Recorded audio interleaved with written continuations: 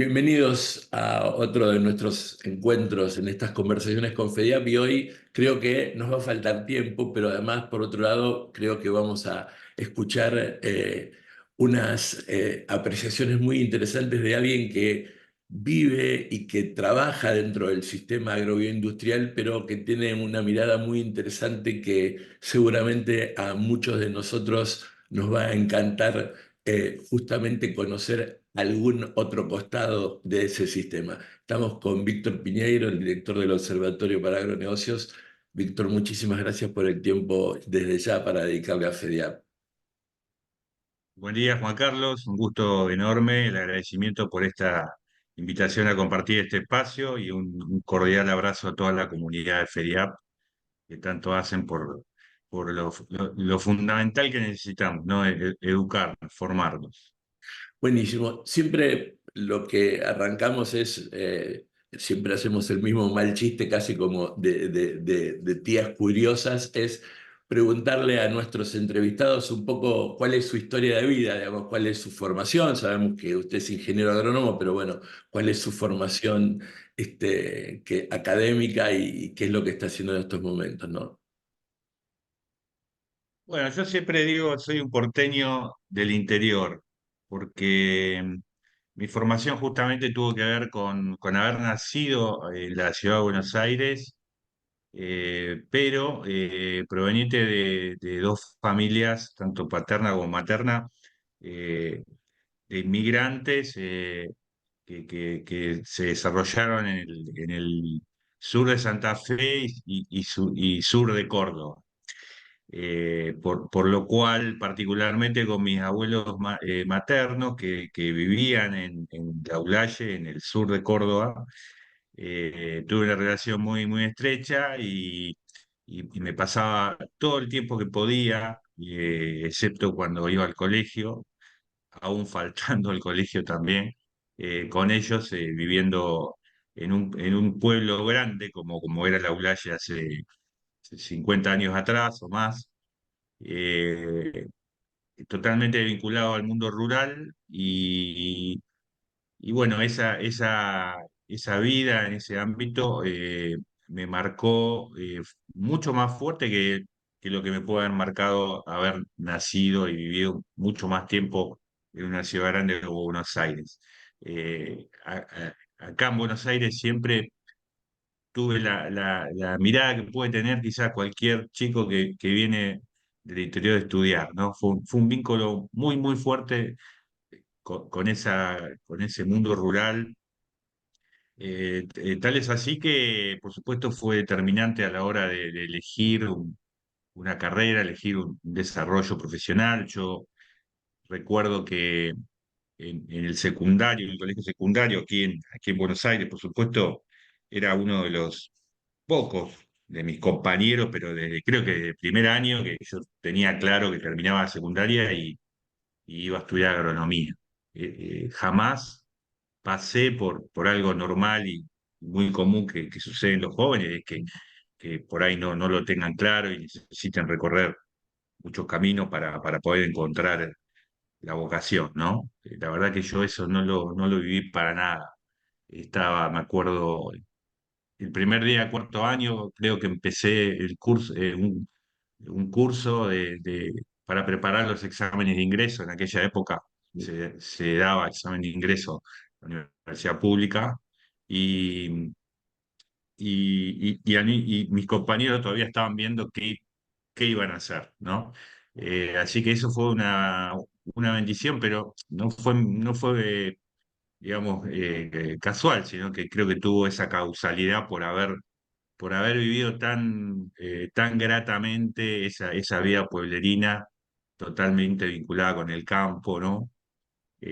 Así que eso me facilitó las cosas. Estudié en la universidad pública, la Universidad de Buenos Aires, agronomía, eh, en una época difícil, porque fue el comienzo de la democracia, que fue una época maravillosa por un lado, pero que a títulos operativos en las universidades eh, habían sido un poco convulsionadas porque había mucho conflicto gremial. El otro día recordábamos con algunos alumnos míos que no había WhatsApp, no había mail, y entonces la operatoria normal era ir a la facultad con el colectivo y llegar y enterarte que no había clases, ¿no? Ahí te enterabas, o que no te tomaban el final, y bueno. Pero, pero también ese vínculo con esa facultad particular, en particular, me marcó también, la disfruté mucho. Eh, y salí a trabajar con una formación bastante productivista, como era la formación de los agrónomos en ese momento, donde prácticamente el 90% de la formación y del foco estaba puesto en lo que pasaba del alambre para adentro. Y, y tuve que vivir después, a lo largo de mi carrera, una adaptación a un mundo que era un poco diferente a como estudiábamos en la facultad, a la necesidad de atender con el mismo énfasis lo que pasa adentro que lo que pasa en el contexto, eh, a un mundo de agronegocios que también cambió. Eso es interesante. Yo siempre hablo con los chicos que mis alumnos son alumnos jóvenes, por supuesto, y que nacieron ya en el paradigma de, de un mundo totalmente diferente, con China creciendo, con muchísimos nuevos clientes para los productos y servicios que producimos en el campo, ¿no? Antes del año 2000 eso era muy diferente. Y me tocó también ver toda esa transición que fue para bien, que fue para mejor, una revolución para las oportunidades del agro en Argentina. Y eso también me dio un, un impulso para adaptar mis conocimientos. Eh, Necesité hacer posgrados en agronegocios, en negociación, en siembra directa, que fue otra enorme revolución que hoy parece algo normal que hagamos siembra directa, pero nosotros salimos de un paradigma de 10.000 años, ¿no? Como es la labranza. O sea, fue muy privilegiado mi generación, creo que fue muy privilegiada desde el punto de vista profesional de haber sido testigo de estos cambios que no nos permitieron aburrirnos y que nos llevaron a una situación actual, que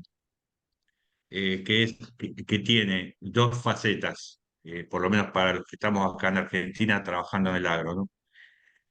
Una faceta fuertemente esperanzadora, porque creo que estamos frente a la mayor demanda, una inédita demanda de lo que nosotros producimos a nivel global, a nivel de historia de la humanidad. Nunca jamás hubo una industria como el agro que tuviera una demanda tan poderosa por delante de alimentos, de energía, de fibras, de servicios. Y por otro lado está la gran incógnita, es que, ¿y nosotros qué, no? Pues, ¿qué vamos a hacer con eso a nivel del país? Que es una gran incógnita, en mi caso, con algún sesgo pesimista que trato de no manifestar mucho, por las oportunidades que ya hemos perdido muchas veces. Así que todo eso fue, digamos, el contexto en el cual llegó a hoy con mi formación de hoy, ¿no? Muy, muy también interesado y motivado por cómo el campo se relaciona con las comunidades. Eso te diría que es por ahí la faceta que más me motiva y más me gusta de mi trabajo de hoy, donde también hay un desafío enorme en entender cómo es ese vínculo y cómo hay que manejarlo de la mejor manera posible, porque incide en la calidad de vida de los que trabajamos en el tema del campo. Así que ese es un poco el background, ¿no?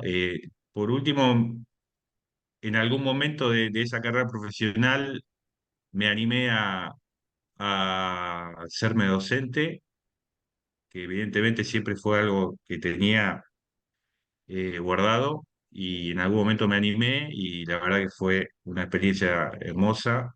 Primero en la Universidad Católica, ya hace creo que 15 años que doy clases en Católica, y, y he dado en otras instituciones también.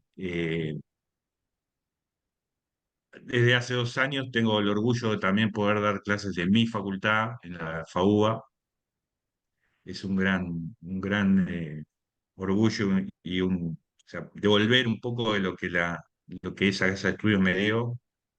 Y, y también, sobre todo, en los últimos años se me han dado muchas oportunidades de dar clase a nivel internacional en universidades de Latinoamérica, que también dan una perspectiva muy distinta, ¿no? Lo que tú decías, digamos, en algún momento de comprender que las realidades que atraviesan y tienen que sobrellevar la agricultura en el mundo son muy diversas, y, y los problemas son complejos y distintos en distintos lugares, ¿no? Entonces, cuando uno tiene relación con otros sitios, se da cuenta que no todo es lo que sucede aquí en Argentina.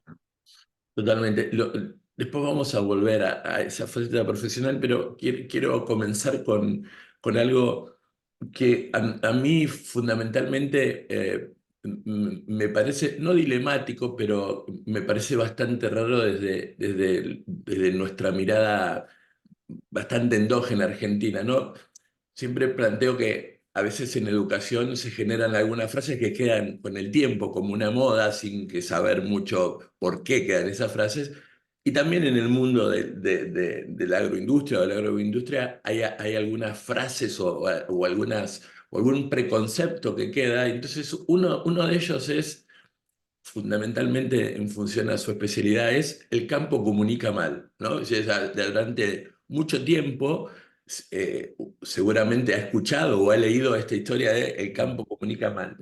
Y en particular a mí se me complejiza poder concretizar una idea acabada de esa, porque uno dice, bueno, ¿desde dónde se dice eso? Porque, por ejemplo, el mundo de la tecnología que tiene la Argentina en estos momentos, o el éxito que tienen diversos tipos de producciones, o hemos sido y somos todavía una nación que nos mira mucho, por ejemplo, por el trabajo que se ha hecho en Siembra Directa, o ahora con el tema de las distintas actes que han venido saliendo, eso tiene una relación a una buena comunicación, porque si no, no se hubiera conocido. Es tan cierto esto de que para el citadino el campo comunica mal? Eh, yo lo veo de la siguiente modo. Mira, te decía recién cuando te contaba un poco el background de formación mío, ¿no? La necesidad de imperiosa de atender el vínculo de un negocio, una actividad, una cadena, una industria con su comunidad es relativamente nueva en la dinámica de, de la economía y de la sociedad global. Hasta hace relativamente muy poco tiempo, la gran mayoría de las actividades tenían que concentrarse en hacer las cosas, como te decía antes, en el caso del campo, de la tranquera para adentro. Y haciendo bien las cosas de la tranquera para adentro, el 90% de los problemas estaban atendidos. O sea, el grado de conflicto, el grado de necesidad de darle algún tipo de asignación de recursos al vínculo con lo de afuera era insignificante, o sea, no era relevante. ¿Sí? El crecimiento demográfico, los medios de comunicación, los medios tecnológicos de comunicación, ni que hablar en las épocas actuales con el tema de las redes, eh, nos ha acercado a todos con todos. Entonces, en las últimas décadas creo que empezó a ser relevante ese tema, el tema de que me guste o no me guste, yo tengo que tener canales y vínculos establecidos con mi comunidad.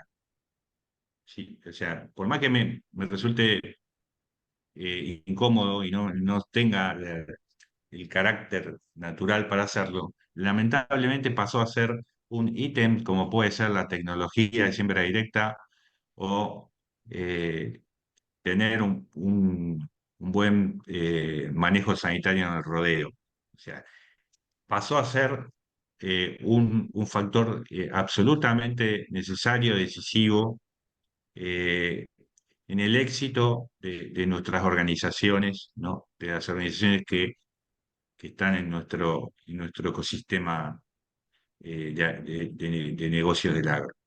Eh, entonces, en ese sentido, sí creo que quedamos un poco relegados, porque creo que el común, o por lo menos las generaciones como la mía, no estábamos, no teníamos ese dato en el mapa.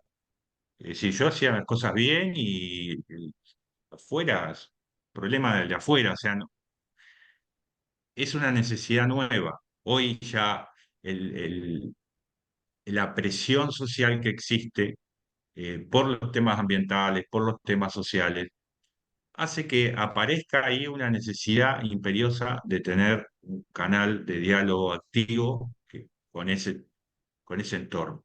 Y nosotros no estábamos acostumbrados a eso, es un mundo nuevo. Y esto se va solucionando mucho con las generaciones que van avanzando, obviamente. A un chico de 20 años ya eso es parte de su formación. Pero en mi generación, eso es muy duro. Yo todavía lo veo con productores agropecuarios, con dirigentes, con profesionales mismos que niegan esa necesidad. O sea, directamente consideran que no hace falta. O sea, yo hago mis cosas y lo de fuera no me importa. Que no se metan conmigo. Esa es un poco una falta de, de percepción, ¿no? De que hay un problema ahí. Entonces, cada uno comunica como puede, ¿no? Y hay casos de éxito y casos de no tanto éxito, pero sí creo que hay todavía una masa crítica de, sobre todo gente grande, ¿no? Mi generación, sobre todo que no asume esto o no lo valida, ¿no? Eh, por lo tanto, ahí sí se generan problemas, ¿no? Te podría dar ejemplos, por ejemplo, porque además lo veo en el trabajo profesional, ¿no? Empresas que tienen claro esto, tienen desarrollado rutinas y procedimientos y costumbres de vinculación con su medio, donde el nivel de los conflictos baja a un mínimo e inclusive empiezan a aparecer oportunidades de construcción conjunta con la comunidad. Y también veo otras empresas donde esto no se trabaja, no está valorizado y viven en un mundo de conflicto permanentemente, ¿no? Denuncias de vecinos, mala prensa, que después termina, todo eso termina en algún punto siendo un problema económico, ¿no? Suben costos, y además la viven mal, ¿no? Viven una vecinalidad bastante desagradable en el día a día.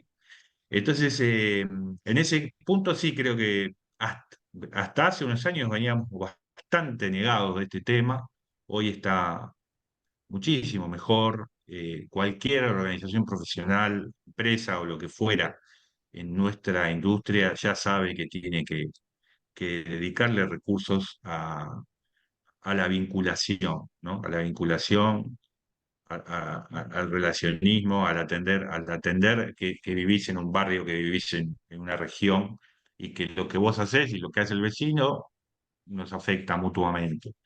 Eh, Así que creo que tenemos mucho para mejorar, eh, pero vamos por un buen camino, vamos por un buen camino. Tenemos algunos casos de éxito muy interesantes, vos mencionaste algunos. Ahora, en un ratito lo volvemos a aterrizar en Argentina antes de terminar, pero a lo largo de este tiempo que lo hemos venido siguiendo en sus apariciones o en sus presentaciones y sus escritos, ha explicado muy bien y nos gustaría que por ahí pueda explicarle un poco, sobre todo a los chicos que van a ver la entrevista. ¿Cuál es el gran conflicto que en estos momentos está pasando el agricultor europeo con sus gobiernos en sus países? Porque realmente es muy llamativo, hablando de no estar acostumbrados, no había muchas veces noticias de tanto sistema agrícola revolucionado, no solamente en España y en Francia, en Holanda también ha pasado y en otros lugares, ¿no? ¿Cuál es el motivo de conflicto en estos momentos? Bueno, Europa creo que está metido en un lío muy importante con respecto a la agricultura, eh, consecuencia de muchas décadas de un mundo diferente, ¿no? Eh, Ellos han vivido desde el fin de la Segunda Guerra Mundial y con la formación de la Comunidad Económica Europea, una política de sostén y de subsidio permanente para la agricultura, por dos cuestiones geoestratégicas.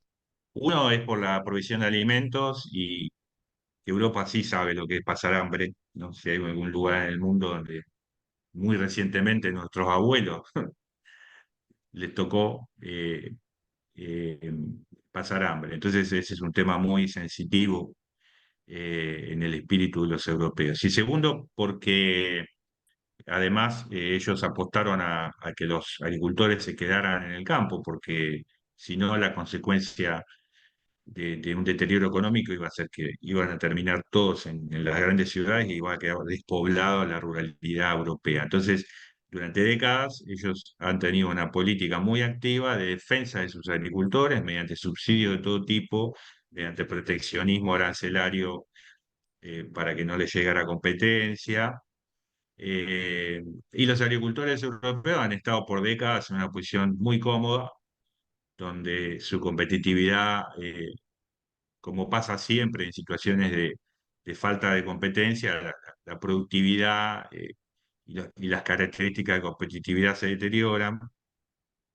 Eh, Fueron en Europa, en buena parte de Europa nació, digamos, el movimiento ambientalista muy fuerte que impuso muchas condiciones a la política europea y y bueno, recuerdo siempre, hace unos 10 años atrás, el ministro de Medio Ambiente europeo, perdón, inglés, el ministro de Medio Ambiente inglés, eh, que no recuerdo el nombre ahora, pero dijo algo muy interesante, porque él vio venir este problema, ¿no? Y hace 10 años este señor dijo, ministro de Ambiente estoy hablando, dijo que Europa se estaba convirtiendo en el Museo de la Agricultura por la reticencia a autorizar, por ejemplo, eventos biotecnológicos, ¿no? Si uno mira lo que fue el desarrollo de la agricultura de este lado del Atlántico, Estados Unidos, Brasil, Argentina, contra lo que ha pasado en Europa, realmente se han quedado en el tiempo y el espacio, como se dice, ¿no?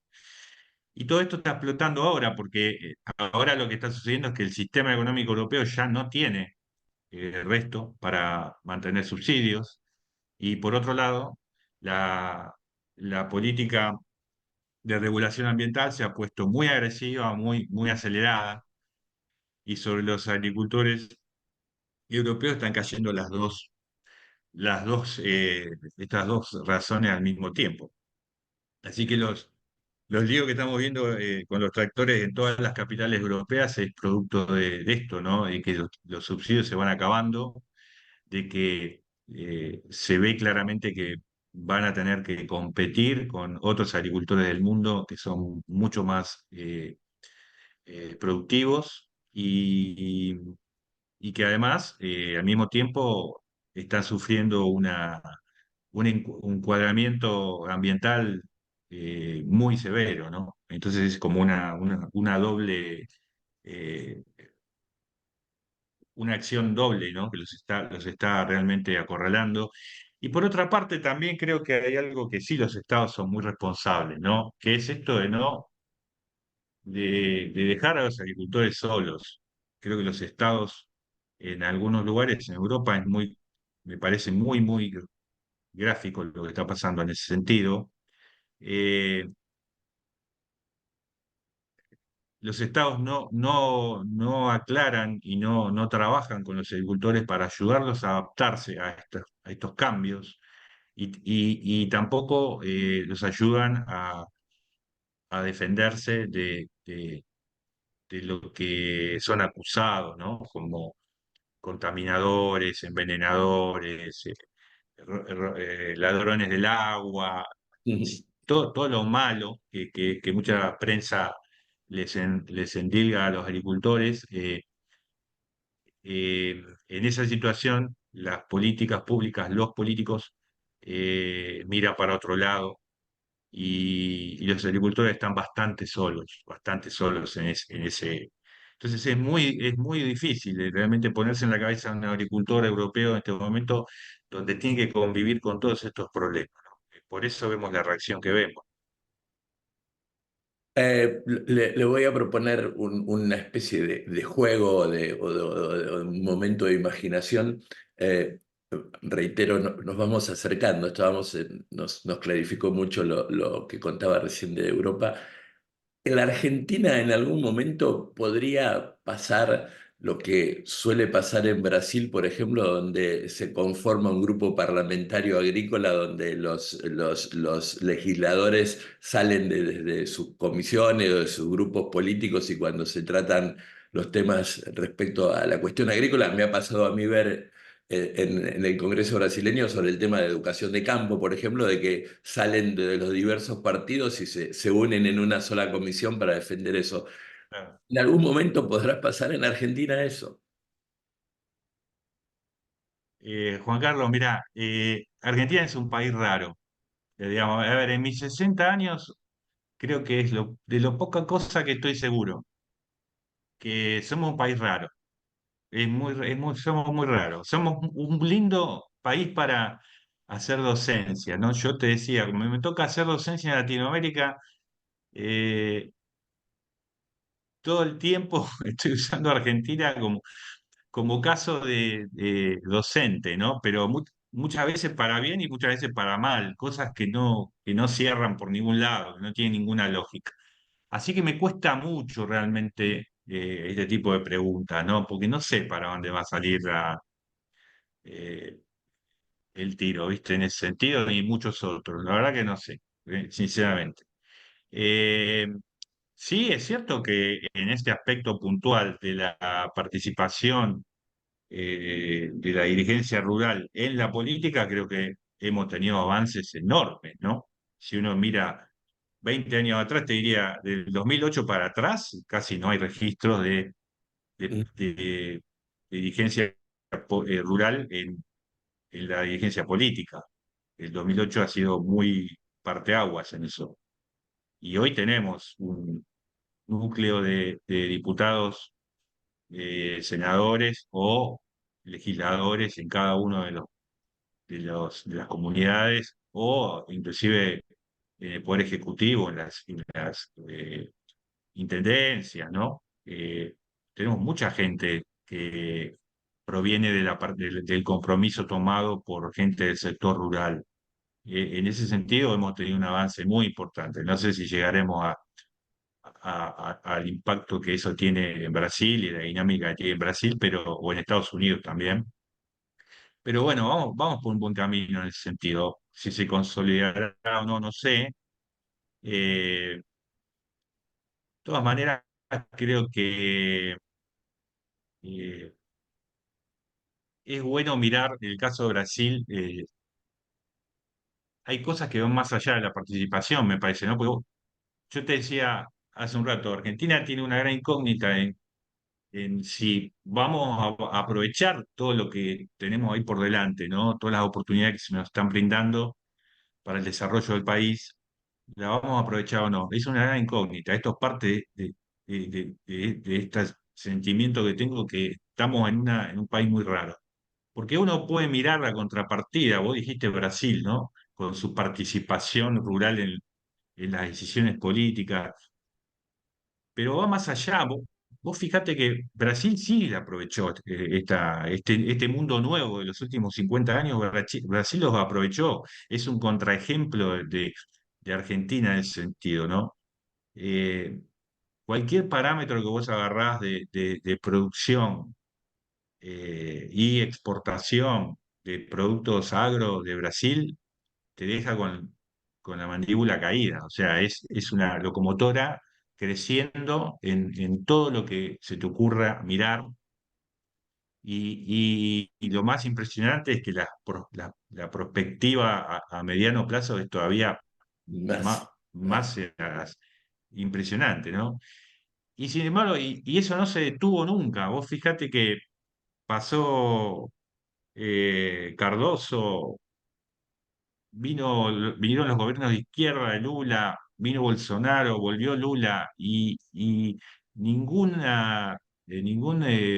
gobierno de distintas ideologías eh, interrumpió, modificó o se opuso a esa visión estratégica de país agro como es Brasil, ¿no? Entonces, que es un comportamiento normal de un país, o sea, es un comportamiento y una estrategia normal de un país que ve claramente que tiene los recursos y tiene la demanda.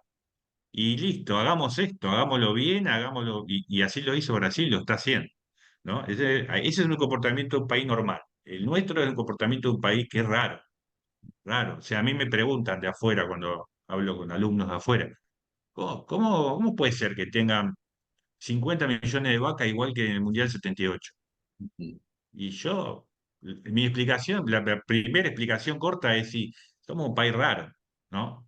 Que no ha podido, por ejemplo, en el caso de la carne, desarrollar una industria donde hay el doble de población de hace 50 años y además en el mundo hay miles de millones de personas que comen carne que no comían antes y nosotros estamos igual que hace 50 años. Entonces, por eso es que cualquier análisis de que vos me preguntes de qué pasará en Argentina para adelante, yo ya no tengo más respuestas concretas. Tengo muchos años de haber visto muchos macanas que hemos hecho, comportamientos muy autodestructivos, y por eso te digo que soy un poquito pesimista, aunque no lo quiero decir, lo decimos acá entre vos y yo, que no se entere nadie, ¿no? Yo soy muy esperanzador de las nuevas generaciones, de los chicos más jóvenes. Ellos son los que tienen la llave para romper este estigma que tenemos sobre nuestro desarrollo, ¿no? Mi generación ya hasta inclusive siento que no tenemos ni derecho a hablar mucho de estas cosas, porque la verdad es que realmente lo que pesa es lo que se hace, ¿no? No lo que se dice. Y lo que hemos hecho como generación es, salvo haber recuperado definitivamente la democracia, que creo que es un, un dato no menor en la historia de la Argentina tan, tan desprolija desde el punto de vista institucional, que podamos haber logrado ya más de 40 años de democracia ininterrumpida, es quizás una de las pocas cosas que mi generación pueda mostrar como un paso adelante, pero después hemos hecho todo mal, ¿no? Entonces, como te decía, hasta a veces me da un poco de vergüenza hablar de estos temas porque, en todo caso, que aprendan de nosotros de lo que no hay que hacer. Coincido, somos congéneres prácticamente, coincido en eso.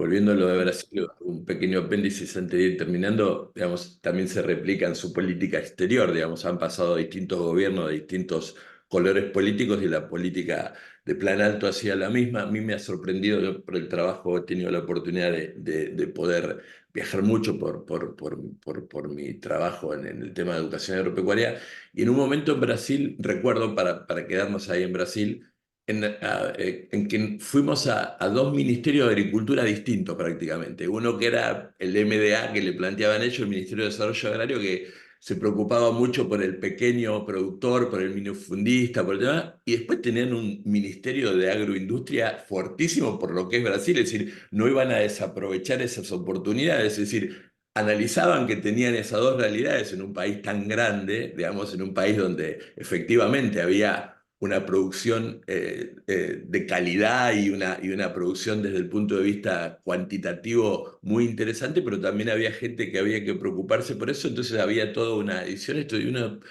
trataba de trasladarlo a Argentina así como una especie de rompecabezas para colocar la ficha y no la encontrábamos cuando queríamos hacer esa ejemplificación. Vamos terminando, Víctor, además de agradecerle el tiempo, más allá del pesimismo y esta cuestión que otra vez concuerdo con usted, creo que uno de los pocos logros que podemos tener nosotros a esta altura es el haber podido lograr que nuestra democracia siga latente 40 años después. Eh, ¿Cuál es quizás a lo mejor sea el tema porque somos Argentina y es un país raro, como usted decía, pero ¿por qué desde su mirada, sobre todo tan amplia, porque no solamente de la producción, sino también desde el punto de vista del agronegocio y en tema de la comunicación, no se puede consolidar una política de Estado que pueda promover como corresponde al sistema productivo? Hablo de política de Estado porque no me quiero quedar en el gobierno. Generalmente trato de hablar de Estado porque el gobierno después lo gestiona Juan, Pedro, no importa quién, ¿no? Es decir, desde el punto de vista, eh, es muy difícil usted que además de tener una experiencia laboral, tiene una experiencia desde el punto de vista docente y analiza el tema comunicativo y conoce desde también mucho lo que sucede en otros países, le es muy difícil a la Argentina poder concretizar una política de Estado que pueda defender y promover nuestro sistema productivo. Bueno, ese es quizás el núcleo de nuestro problema, ¿no? El no entender de que, de que un Estado de que una nación es un lugar para que vivan no la generación actual, sino las que vienen, ¿no? Sobre todo.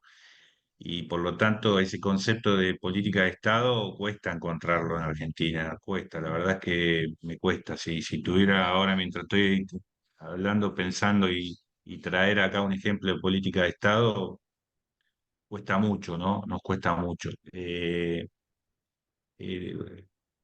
Creo que también están pasando cosas a nivel social en Argentina, digamos, muy diferentes a las que han pasado en otras ocasiones, y eso es positivo en el sentido de que tenemos que cambiar nuestra cabeza de comportamiento social, la tenemos que cambiar porque evidentemente la hemos traído hasta ahora no nos ha resultado para el desarrollo, ¿no? Cuando hablo de para el desarrollo, hablo para incluirnos a todos en un estándar de vida razonable, ¿no?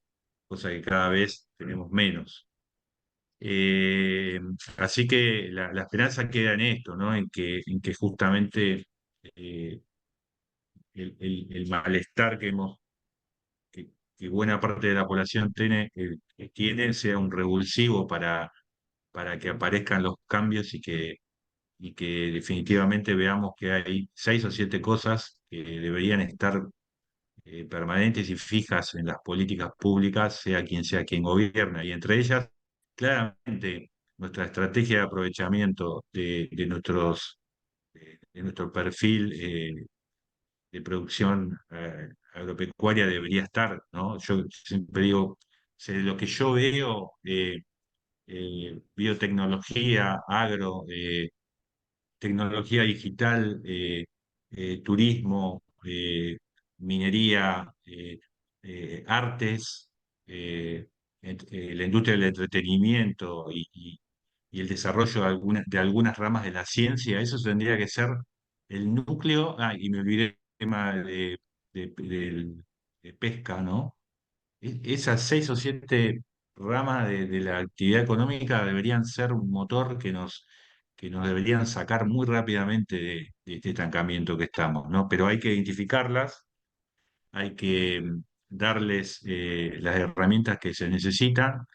En algunos casos, como en el tema del agro, más que darle, habría que sacarles las trabas que tiene y, y claramente eso podría ser una especie de atajo, ¿no? A que nos devuelvan, que nos pongan en el siglo XXI, porque nosotros estamos en muchos aspectos siempre discutiendo y hablando de cosas del siglo XX y hasta el siglo XIX, ¿no? Entonces, eh, si pudiéramos ir por ese camino, que eso tampoco es fácil, ¿no? No es sentarse a una mesa y decir, ah, es esto, esto, esto y esto, hay intereses por debajo, ¿no? Y esos intereses están siempre en conflicto, y si no se resuelven para un lado o para el otro, mantienen las cosas siempre en un status quo, ¿no? Entonces, pero claramente los recursos los tenemos, ¿no? Los recursos, y no hablo de los recursos naturales solamente, sino de los recursos humanos,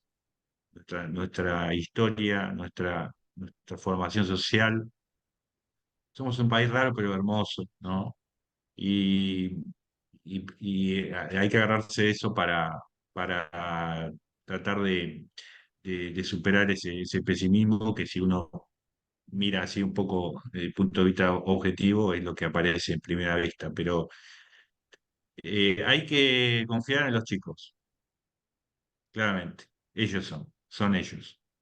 Tienen que agarrar la manija, tienen que comprometerse, tienen que participar, tienen que hacerse cargo. Nadie le va a venir a arreglar las cosas. Ya ellos pueden ver que las generaciones de sus padres y abuelos han tenido todas las buenas intenciones, pero no les han dejado un país fácil de vivir. Entonces, son ellos los que tienen que madurar rápido, formarse y ponerse a trabajar no solo para ellos, sino para las comunidades donde están, participando, donde sea, en el gremialismo, en el activismo social, en el activismo ambiental, en el activismo político, donde más les guste, o en una ONG o donde sea. Pero si no tenemos ese grado de participación y de involucramiento, todo va a seguir igual, ¿no? Así que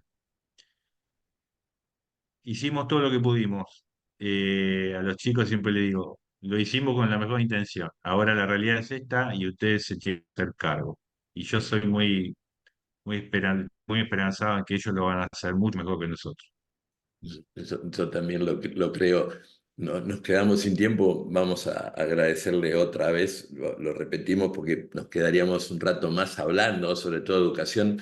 Recién lo planteaba el tema de que la esperanza está en los chicos. Nosotros con una serie de organizaciones estamos tratando de que en el famoso Pacto de Mayo que se está planteando, el punto número uno sea el tema educativo, que no aparece, digamos, en los Ah, puntos mm. en esta historia. Pero bueno, realmente Víctor nos ha llenado de conocimientos, nos ha llevado a otros lugares para poder conocer cuál es la realidad y el por qué están pasando algunas cosas. Quiero agradecer en nombre propio y en nombre de FEDIAP estos minutos que ha tenido para nosotros y siempre la atención que tenemos porque siempre replican nuestras cosas en las redes. Cuando nosotros descubrimos su trabajo, lo seguimos siempre y usted cada vez que puede tiene la deferencia de muchas veces retuitear lo que nosotros estamos poniendo, así que le agradecemos y ojalá que nos podamos encontrar pronto. No, por favor, no tienen nada que agradecerme. Un gusto enorme estar al tanto de todas las actividades tan lindas que realizan, y cuenten conmigo para cualquier cosa que los pueda ayudar. Un gusto grande y muchas gracias por el espacio, Juan Carlos. Gracias, Víctor, un abrazo.